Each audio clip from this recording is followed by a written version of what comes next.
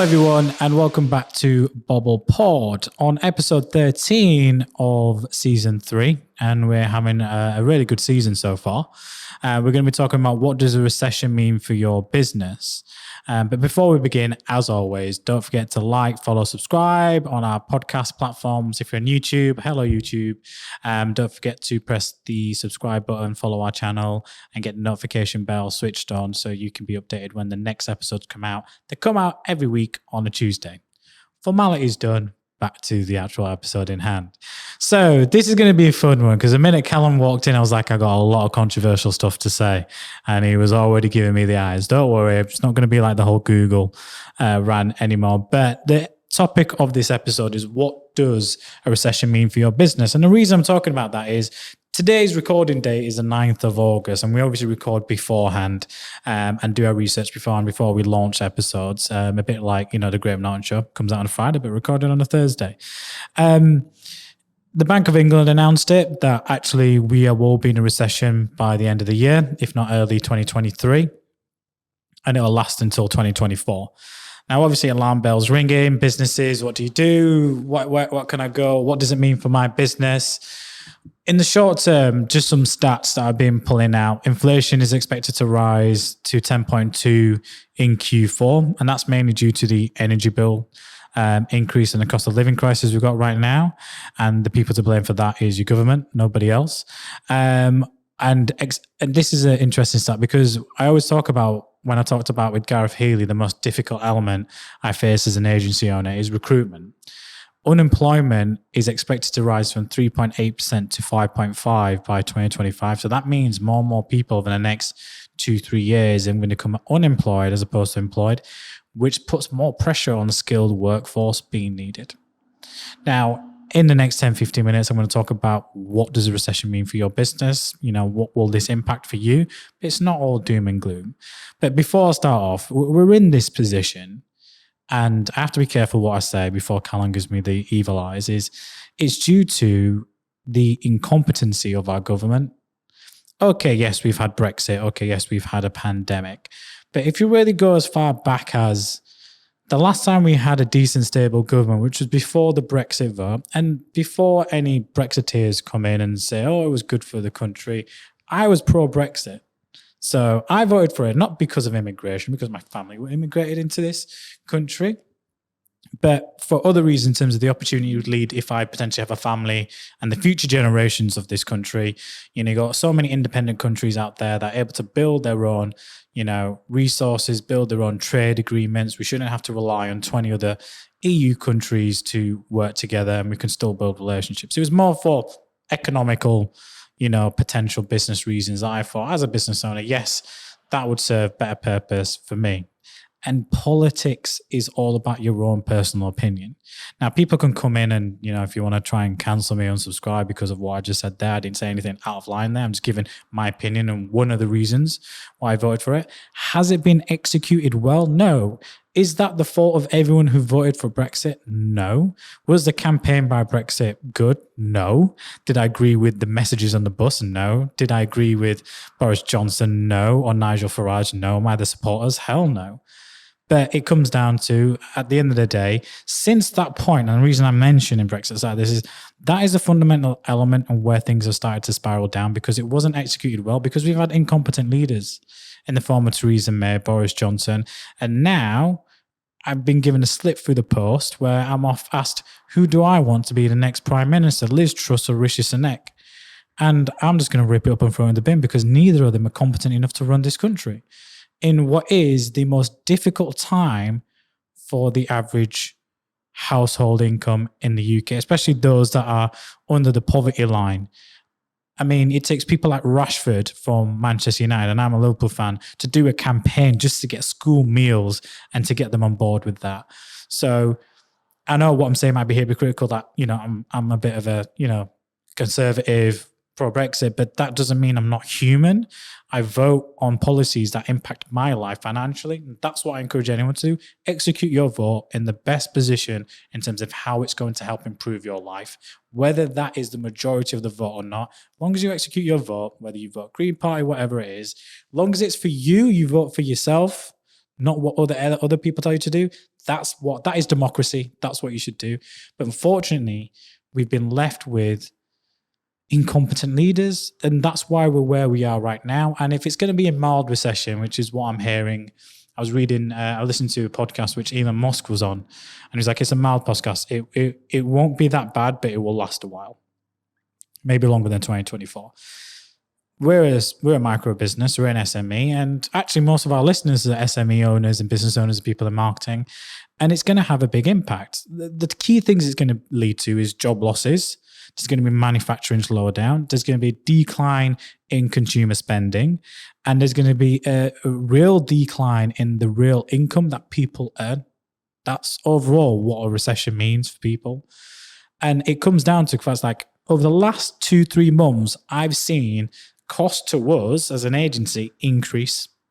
Every supplier come up to me and say, all right, we're going to have to reassess our costs. We're going to have to reassess our costs, because without reassessing your costs, you can't provide better wages for people.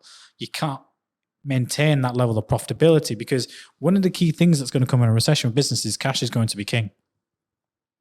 And businesses will have money to spend, but what's really going to happen is they will still be willing to spend it, but it all comes down to whether they can trust you with their money at that time.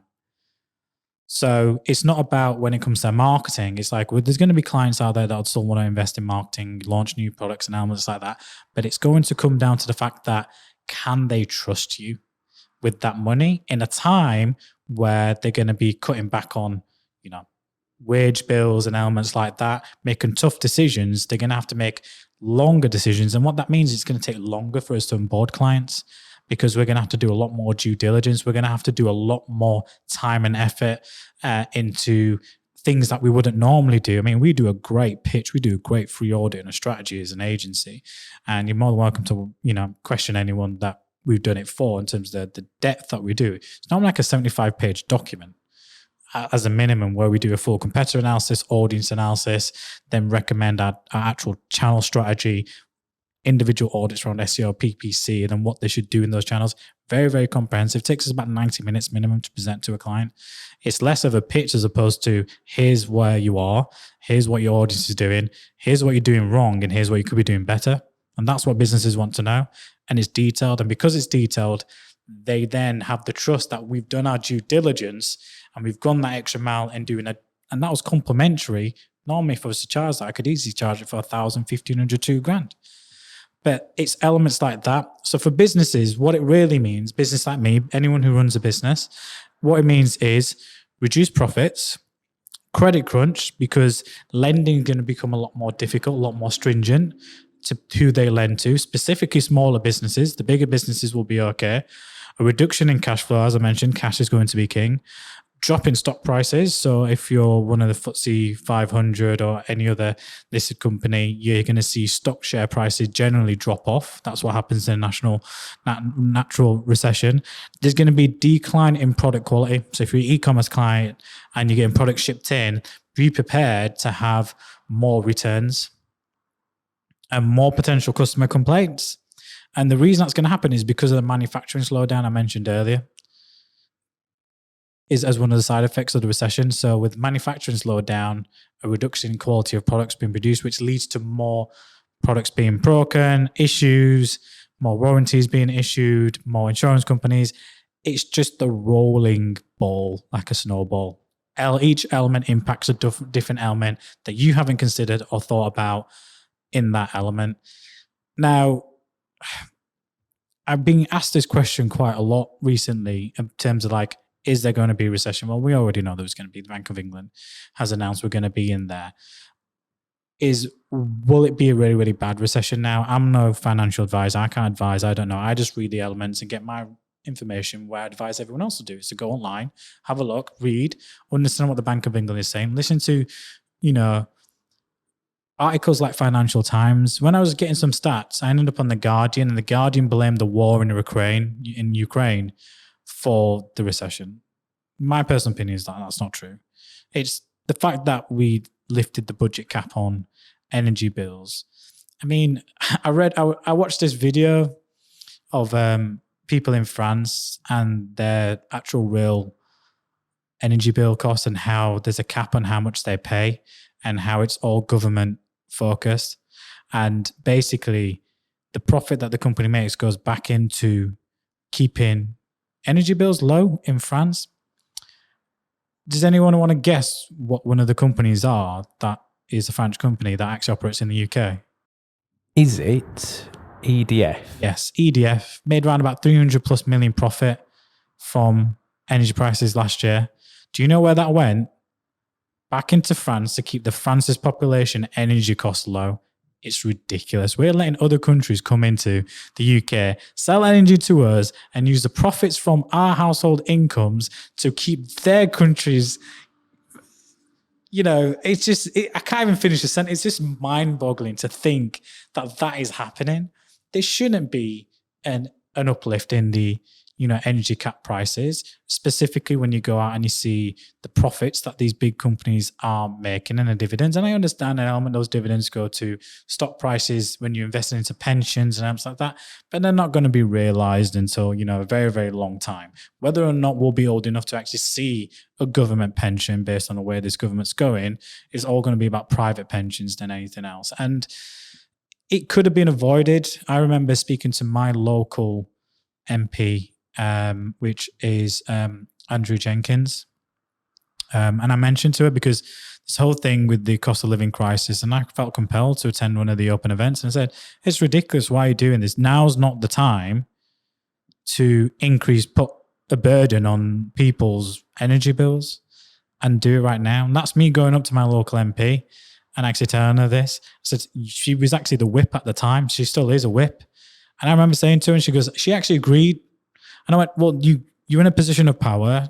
You can infect all your local constituents. If you still want to be an MP for Morley and Outward, you'd be on to Boris Johnson and everyone else to say, and Rishi Sunak to say, that is not what to do. You need to hold that back for a couple of years before you make a decision on that. People are just recovering from a major pandemic, and businesses are just recovering from a major pandemic. And, finally, they're having the trust and the elements to actually invest. And things were going really, really well in 2021, an absolutely crazy year, but not the likes we'll ever see again. Clients come up to me and say, new clients saying, oh, we're seeing a drop-off in performance compared to 2021. We had such a great year. Why aren't we doing better than the year before? And I was like, well, they were unmitigated circumstances where 2020 was such a dead year that 2021 is when people started having more confidence, had money in their pocket from furlough to actually spend, and they went out and spent it. Don't expect the same results in 2022. And then with the impeding cost of living crisis, and now we're in a recession, consumer spending is limited. But it's not all doom and gloom. I know I've been on a little bit of rant and I blame the government and I've gone into a bit of detail, but at least I'm giving my personal opinion and option about that. Do I agree with everything that's going on? No, I don't. I actually agree with the movement where a lot of people are going to refuse to pay their energy bills when it comes December. I mean, all credit for you if you do. I hope most people do, because that's the biggest statement you can give. There's a reason there's rail strikers on strike right now, and it is disrupting every part of our living. We talked about it. We're talking about earlier, I couldn't get a train ticket down to London for the 19th because of the rail strikes due to an event which then got moved to Sunday being there. But to go down on a Sunday, come back on a Monday, it's cost me 150 quid to get a train down from Leeds to London. I looked just naturally, Leeds Bradford Airport to London Heathrow, a flight, it was Flybe, £113 return. It was cheaper by £35 to fly down to London at that point than to get the train down. But the irony would be I'd be stuck at London Heathrow having to probably spend £50 on an Uber from London Heathrow to London City because I won't be able to get on an underground from London Heathrow anytime soon to get into London. So it is having an impact, but at least they're making a stand. Because your MP's wages have all increased. I'd ask anyone to have a look at MP's wage bills increase and how much they've increased over the last 10 years compared to, public service. So I'm a big fan of public service. I had a kidney transplant. Most people know this.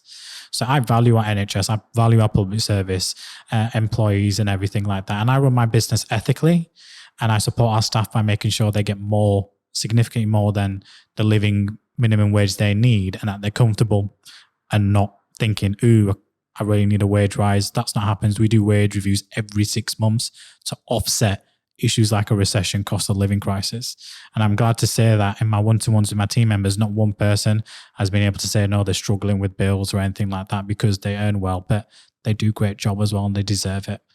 So these are the things that you have to really consider. So it's having an impact and you should make a stand. So those people that do, going back to the energy price, that do not pay and it's in the millions, fair play to you. I hope you do. I'll be interested to see the actual social clout and the feedback that gets. Not that I'm advocating that people don't pay the bills. I better say that on record right now. But I'm saying if they do that, fair play to you at the end of the day. But it's not all doom and gloom. What happens in a recession, what it also means for your business is inflation rates drop. They will drop in a recession. Right now, the inflation rate's going up. It will drop, but borrowing rates will also go down because it comes down to affordability than anything else, which means the biggest opportunity in a recession for your business is it allows you to reinvent yourself as a business. The only example I can give close to that is we didn't have a recession after the lockdown in the pandemic, but it was a recession style economy. And what we did, and most people might not know this, up until December 2019, we were a full service agency. We did website design, creative design, and graphics. We did website design and build, video production, animation. We did it all. We reinvented ourselves after lockdown. After lockdown, I realized, you know what? I'm contracting and subcontracting all this stuff out. It's a hassle. I don't make much margin of it. It cost me more time and effort to do it. So I reinvented not reinvented, but I focused on the elements that helped me reduce cost, make better use of my time, improve profitability and cost by focusing on the 6 services we were really good at, which was strategy, PPC, SEO, paid social, video and display, and analytics. That's it, 6 services. Focus on 6 services that we had the right skill set in to build and grow. And there was an actual need for those services going out from the pandemic as businesses went digital, which is why 2021, we saw an increase in revenue by 300%. And this year we should double at the end of the year. And it's not been easy. It's been really, really hard. And we're not immune like any other business. There has been a slowdown in the digital sphere. And there's a slowdown in performance, specifically in e-commerce. But we reinvented ourselves. New website, updated the branding slightly. The website now ranks on page 1 for a number of SEO terms, that we do. Built our brand out, launched the podcast. So we're on season 3. Took the bite-size events digital, etc. Really innovative latest news in the blog and elements. Really, really focused on being a specialist as a digital media agency. And then we became award-winning in 2021 for the work that we did, and now in 2022. And fingers crossed we get the hat trick in 2023. But that's what I mean. It's an opportunity to to reinvent yourself, streamline processes. Now, a lot of the work I'm working on right now for Bobble is improving our internal elements. I'm not going to share them on the podcast because a lot of this I'm going to IP and I'm going to make trademark, because what I'm doing now and the systems and processes I'm going to create is going to streamline our process for our clients in terms of our optimizations for clients, but also bring it all in-house and have more control over it. And because it's a new product, I know I can benefit from R&D tax credits come end of the year as a result of it, so offset the cost of it. So this is what I mean. It's time for you to reinvent, look at other ways to make money, to invest into things, to get that money back from government updates and benefits you have. So yes, a recession for businesses is not a good thing, but there's also a lot of opportunities. You need to really focus on what you specialize in as a business. If this is an area which is your cash cow and you're making good revenue on from, don't really invest too much on in elements where you don't get much business from and you're not likely to get much business from over the next couple of years. Remember, the recession is not going to last forever. It's a momentary element. But the biggest thing I always find is those people that invest and reinvent themselves and continue to invest and innovate and look at new ways and take a positive outlook at the recession always end up coming out stronger. There's a famous quote: the person who walks into the storm doesn't come out the same on the other end. The recession is the storm. You're going to go into it. It's going to change you. You've got to adapt.